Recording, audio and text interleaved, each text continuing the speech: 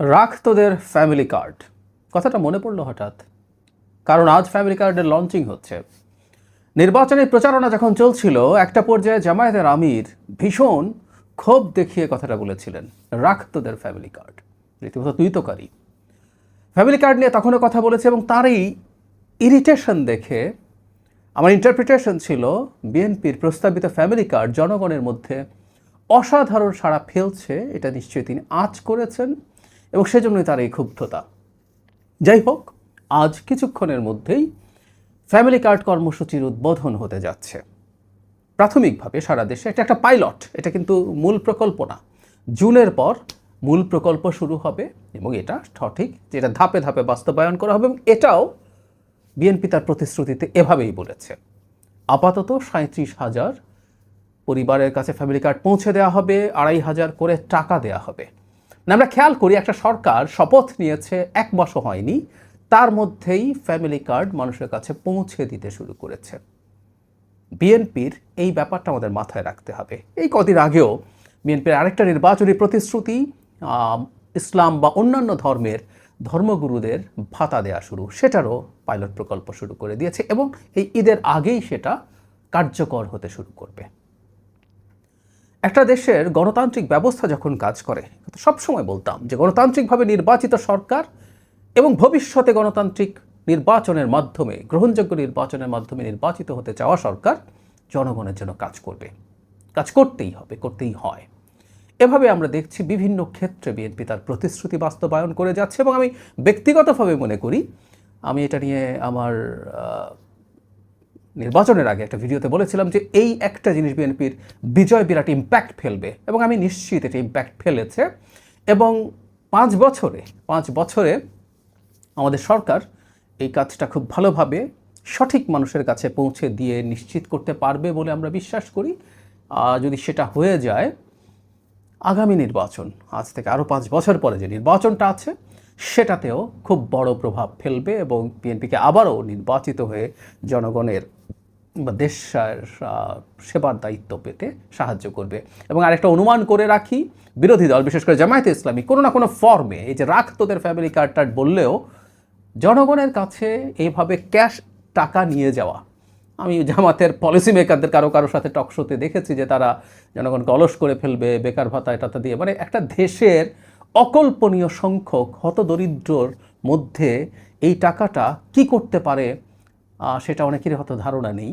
আমি ধারণা করি জামাতের দিক থেকে ওই একই ধরনের ক্যাশ মানুষের কাছে পৌঁছে দেওয়ার প্রতিশ্রুতি আসতে শুরু করবে, কোনো সন্দেহ নেই। যাই হোক, আমি নির্বাচনের আগে একটা ভিডিও করেছিলাম ফ্যামিলি কার্ড নিয়ে, কিভাবে এটা একটা দেশের অর্থনীতি আমূল পাল্টে দিতে পারে সেই বিষয়টা নিয়ে, এবং সেটা হবে বলে আমরা আশা করি।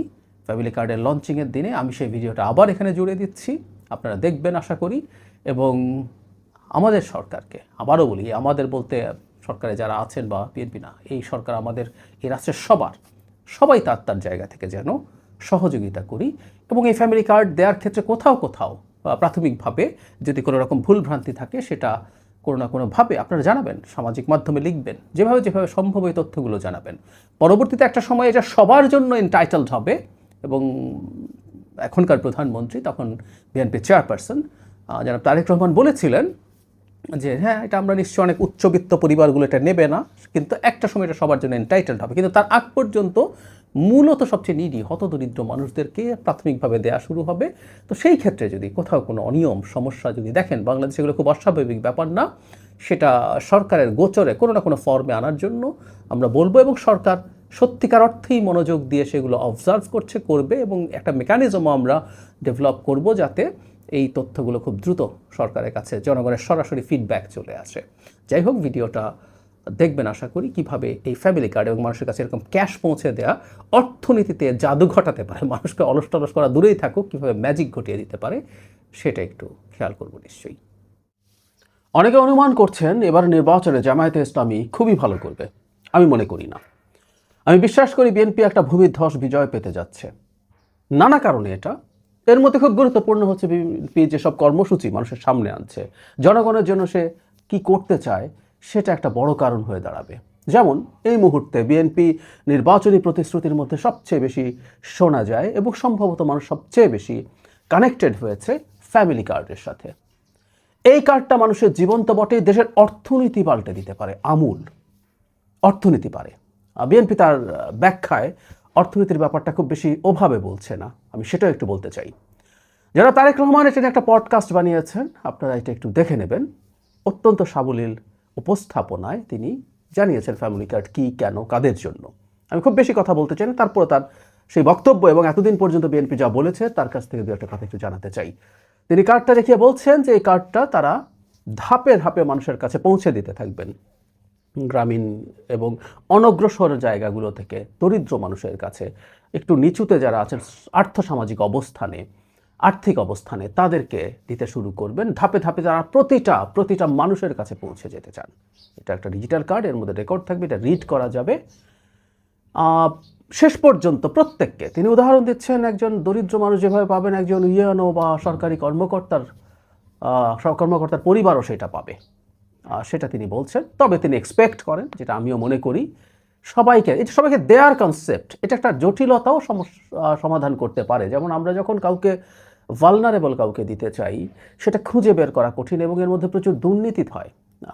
আওয়ামী লীগের সময় দেখেছি আমরা, আওয়ামী লীগের পক্ষ থেকে বলা হয়েছিল সোশ্যাল সেফটি নেটে যারা আছে তাদের বিরাট একটা অংশ, প্রায় 45% আওয়ামী লীগ হিসাব করেই বলেছিল, তাদের অন্য একটা মন্ত্রণালয়, যে তারা সঠিক মানুষের কাছে যায় না, যাদের প্রয়োজন নেই তাদের কাছে যায়।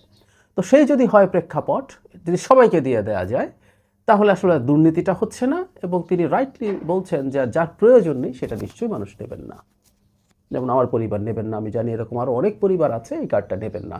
ফলে অ্যাপারেন্টলি যতগুলো কার্ড দরকার তার চেয়ে কম হবে। এবং সেটা যদি হয়, তিনি এটাও বলছেন সেইটা তিনি অন্য পরিবারের মাধ্যমে ওই বাজেটটা বন্টন করে দিতে পারেন।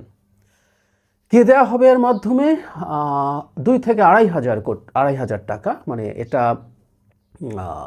এখনো ফিক্সড হয়েছে বলে মনে হয় না। আমি ধারণা করি তিনি এটা পরবর্তীতে যখন ফাইনালি বসবেন বাজেট বা সব কিছু নিয়ে রাষ্ট্র ক্ষমতা আসার পর, তখন ডিসাইড করবেন। তাহলে 2,000 ন্যূনতম পক্ষে এটা টাকা, অথবা একই রকম অত্যাবশ্যকীয় খাদ্য। আমি স্ট্রংলি বলতে চাই, কোনোভাবেই এটার মাধ্যমে, আই রিপিট, কোনোভাবেই এটার মাধ্যমে খাদ্যদ্রব্য বা কোনো পণ্য দেওয়া উচিত হবে না। আমি জানি দলের মধ্যে থাকা বেশ কিছু মানুষ এবং সরকারে থাকা লোকজন চাইবে খাদ্য বা পণ্য দেওয়া হোক, কারণ এতে অনেকের নানা রকম ব্যবসার পথ খোলে। কিন্তু এটা করতে গিয়ে মহা বিপদ হবে, কারণ হচ্ছে এটা ম্যানেজ করতে গিয়ে যে রাষ্ট্রীয় রিসোর্স খরচ হবে এবং যে পরিমাণ অপচয় হবে সেটা অকল্পনীয়। আজকে মোবাইল ফাইন্যান্সিংয়ের যুগে টার্গেটেড মানুষের কাছে মুহূর্তেই টাকা পৌঁছে দেওয়া যায়। এটা গত সরকারের সময় থেকেই বিভিন্ন রকম সামাজিক সুরক্ষার ভাতা এবং ছাত্রছাত্রীদের বৃত্তি সব এভাবেই গেছে। তো সেটা যদি হয়, মানুষের কাছে সরাসরি পৌঁছে দেওয়াই উচিত হবে, আমি মনে করি এটাই জরুরি, এর বাইরে কিছু হওয়া উচিত না। এখন যেটা হয়েছে, তিনি তার বক্তব্যে যেটা বলছেন যে পরিবারগুলো যখন এই পরিমাণ টাকা পাবে, খুবই দরিদ্র পরিবার যাদের খুব সামান্য টাকা, কয়েক হাজার টাকায় তারা পরিবার চালান, তাদের কাছে 2,000 টাকা কিন্তু অনেক টাকা, একটা বড় সাহায্য তারা পাচ্ছেন। সেটা দিয়ে তারা যা প্রয়োজন, খাদ্য প্রয়োজন হলে খাদ্য কিনবেন, পণ্য প্রয়োজন হলে অন্য কোনো পণ্য কিনবেন, প্রয়োজনে চিকিৎসা কিনবেন, শিক্ষা কিনবেন, যেটা তার প্রয়োজন সেটা তা কিনবেন।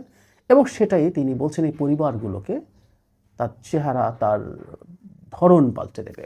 আমি একটা গুরুত্বপূর্ণ জিনিস মনে করি, বিশেষ করে দরিদ্র পরিবারগুলোতে আমরা যদি টাকা পৌঁছে দেই, তারা যদি খাদ্যের পেছনে এটা প্রচুর ব্যয় করে, তাহলে আমাদের একটা ক্রনিক ম্যালনিউট্রিশন আছে, যেটা আর কোনো দিন আসলে কাটিয়ে ওঠা যায় না। আজ থেকে 10 বছর পর আমাদের অর্থনীতি, 20 বছর পর অর্থনীতি যদি বেশ খানিকটা ভালো হয়ে যায়, যে শিশুগুলো এই সময়ের মধ্যে বড় হলো, সে যে অপুষ্টির শিকার হয়ে বড় হলো, তার স্টান্টেড গ্রোথ বলে, এটা শুধু বাইরের মানে তার হাইট দিয়ে আমরা মাপি, তাতে বোঝা যায়। কিন্তু হাইটই শুধু না, তার ইন্টারনাল অর্গানস এগুলো ঠিকমতো ডেভেলপ করে না, ফলে সে নানা রকম রোগ ব্যাধিতে ভোগে, তার লাইফ এক্সপেক্টেন্সি কমে যায়। সেটা একটা ম্যাসিভ পরিবর্তন হবে, দেশের কর্মক্ষম জনগোষ্ঠী অনেক বেশি সক্ষম হয়ে উঠবে শারীরিকভাবে, এই জিনিসগুলো ঘটবে। আর একই সাথে শিক্ষা স্বাস্থ্যে যুক্ত হয়ে তারা আরও শিক্ষিত, আরও ভালো দক্ষ এবং আরও স্বাস্থ্যবান হয়ে উঠবে। এটা এক অসাধারণ ব্যাপার হয়ে উঠতে পারে। তিনি জানিয়েছেন যে এটা নারীদের হাতে দেয়া হবে। এই কনসেপ্টটা মূলত আমি মনে করি বাংলাদেশে প্রথম ডক্টর ইউনূস শুরু করেছেন। তিনি গ্রামীণ ব্যাংকে যে লোন নারীদেরকে দিয়েছেন, তার যে কনসেপ্ট সেটা খুবই সঠিক ছিল। আর গ্রামীণ ব্যাংকের মাইক্রোফিন্যান্স দিয়ে দারিদ্র দূর করে ফেলা টেলা যাবে, এগুলো হাস্যকর কথা, কিন্তু এটার একটা ইকোনমিক ইম্প্যাক্ট আছে। এবং নারীর হাতে দেওয়া কনসেপ্টটা ইজ এক্সেলেন্ট, কারণ হলো নারীর হাতে যখন টাকা যায়, নারী ওই টাকাটা অপচয় করার প্রবাবিলিটি প্রায় শূন্য। পুরুষদের হাতে, বিশেষ করে যে শ্রেণীটার কথা আমরা বলছি, তাদের অনেকেরই নানা রকম বদভ্যাস থাকেন, তারা অনেকেই স্মোকার, তাদের কেউ নেশা করেন, কেউ জুয়া খেলেন, বা অন্য কোনো বন্ধুদের সাথে আড্ডা মেরে টাকা উড়িয়ে দিতে পারেন, সেই প্রবণতা থাকে। কিন্তু এই দরিদ্র পরিবারের পুরুষদের মধ্যেই অনেকের মধ্যে থাকে, কিন্তু নারীদের সেটা থাকে না। তিনি তার সন্তান, তার সংসারকে আঁকড়ে ধরে রেখেই জীবনযাপন করেন। সুতরাং এই টাকাটা নষ্ট হবে না, এটা ধারণা করা যায়। একটা কথা একটু বলে রাখা ভালো, এটা বাজেট কিভাবে আসবে তার বক্তব্য এটা থাকলে ভালো হতো, কিন্তু আমি একটা ধারণা করি। আর আমি যেটা বলছি সবচেয়ে গুরুত্বপূর্ণ, কীভাবে এটা অর্থনীতিকে পুরো পাল্টে দিতে পারে সেই কথাটাও আমি একটু বলতে চাই। বিএনপির উচিত হবে এটা সামনে আনা। যেমন ধরি, অনেকে বলবেন 2000 টাকা করে যদি 4 কোটি পরিবার হয়, 8000 কোটি টাকা মাসে, এটা তাহলে বছরে 96,000 কোটি টাকা, মানে কম বেশি 1 লাখ কোটি টাকা সংস্থান থেকে আসবে। আমি প্রাথমিকভাবে মনে করি এই মুহূর্তে এক্সিস্টিং যত সোশ্যাল সেফটি নেট কার্ড আছে, এগুলো এটা যদি চালু করা, যে পরিবার এটা পাবে সেই পরিবার ওটা বন্ধ করে দেওয়া যাবে।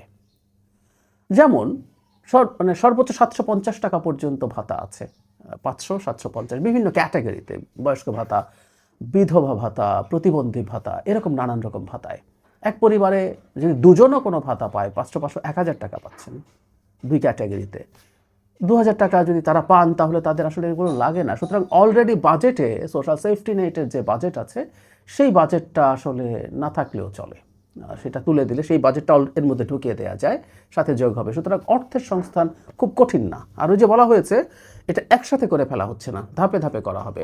সুতরাং আমাদের অর্থনীতির সাইজ বাড়তে থাকবে, একটা গণতান্ত্রিক সরকার আসলে বিনিয়োগ বাড়বে, অর্থনীতিতে বেটার ইম্প্যাক্ট তৈরি হবে, এবং সেটার কারণে সরকারের রাজস্ব আয়ও বাড়বে। এবং সরকারকে অবশ্যই এটা বলে রাখা ভালো, নির্বাচনের আগে হয়তো সরকার ওভাবে বলে না, তার রাজস্ব আয় করার ব্যাপারে খুবই কঠোর হয়ে ট্যাক্স নেট বাড়াতে হবে, এবং সেটা কিভাবে উসুল করা যায়, আদায় করা যায়, সেগুলো করতে হবে। ফলে সরকারের উপার্জন অনেক বেড়ে যেতে পারে।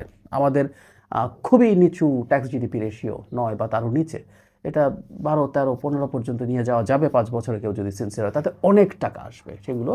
সুতরাং এই অর্থের সংস্থান করা যাবে। এখন মজা হচ্ছে, কেউ এটাকে মানুষকে অলস করে ফেলবে, ভিক্ষা ইত্যাদি ইত্যাদি বলছে জামাতপন্থী লোকজন। আমার সাথেও এই একই ধরনের বক্তব্য আমি শুনেছি বসে। এটা খুব হাস্যকর কথা। সমাজে ভালনারেবল মানুষকে টাকা দিলে সেই মানুষের জীবন পাল্টে যায়, সে অলস হয়ে যায় না। এটাই দেখা গেছে। কেউ বলছেন অলস হয়ে যায় না, মোটে অলস হয়ে যায় না। এই পরীক্ষা, আমি একটা কলাম লিখেছিলাম, সবার জন্য ফ্রি মানির স্বপ্ন, মানে এই কলামটা আমি কমেন্টে দিয়ে দেবো।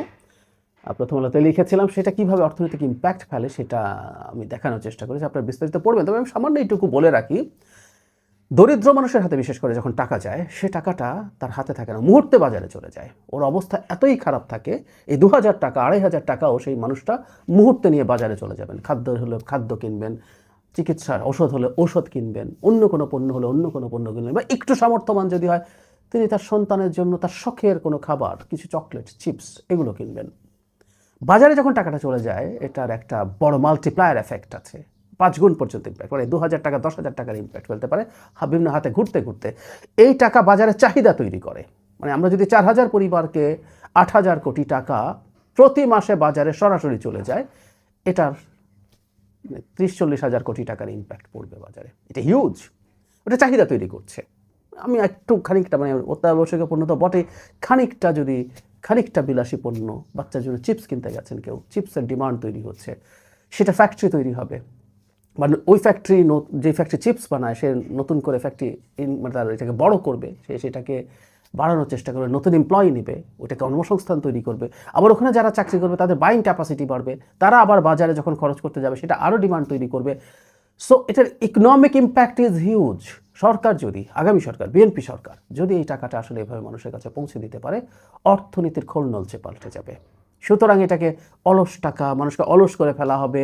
মানুষের, মানে প্রচুর দেশে এম্পিরিক্যাল এভিডেন্স আছে, মানুষকে এভাবে টাকা দিয়ে কোনোদিনও মানুষ অলস হয়নি, কোনোদিন হয়নি। এটা ফালতু প্রচারণা, ফালতু প্রোপাগান্ডা। ওয়েস্টের অতি ধনী দেশগুলোতে ধনী দেশগুলোতে অতি টাকা দেয়া মানুষগুলো, অতি টাকা পাওয়া মানুষগুলোর মধ্যে অলস হওয়ার একটা প্রবণতা থাকে, যেটা দিয়ে তার জীবনই চলে যায় যে টাকা পায়। এটা দিয়ে হবে না। এটা বরং সামান্য একটু মানুষকে সাপোর্ট দেয়া, এটা তার জীবনটাকে একটু সহজ করে তোলে, একটু দুশ্চিন্তামুক্ত করে তোলে, এটা বরং তাকে আরও বেশি কর্মক্ষম করে তোলে। সুতরাং দেশের অর্থনীতিও আমূল পাল্টে যাবে এবং এই অর্থনৈতিক কর্মকাণ্ডে প্রচুর কর্মসংস্থান তৈরি হবে, যে কর্মসংস্থান একটা বড় সংকট। বিএনপি নিজে প্রচুর কর্মসংস্থান তৈরি করতে চায়। সুতরাং এই ফ্যামিলি কার্ড কনসেপ্টটা অসাধারণ। এটা টাকা দিয়ে দিতে হবে, মোটেও কোনোভাবে এটা পণ্য হতে পারবে না। আমি মনে করি এটা দেশের অর্থনীতি পাল্টে দিতে পারে, মানুষের জীবন পাল্টে দিতে পারে এবং বিএনপির নির্বাচনী ফলাফলের চমক দেখাতে পারে। আমি বিশ্বাস করি, আমি ধারণা করি গ্রামে গ্রামে এটা নিয়ে চাঞ্চল্য তৈরি হয়েছে, প্রান্তিক মানুষদের মধ্যে ভীষণ চাঞ্চল্য তৈরি হয়েছে এবং বিএনপির ক্যান্ডিডেটরাও নিশ্চয়ই তার নিজস্ব প্রতিশ্রুতির সাথে এই ফ্যামিলি কার্ডও জনগণকে কীভাবে দেওয়া হবে, তার সুবিধা কী হবে সেই ব্যাপারে প্রচারণা চালিয়ে যাচ্ছেন।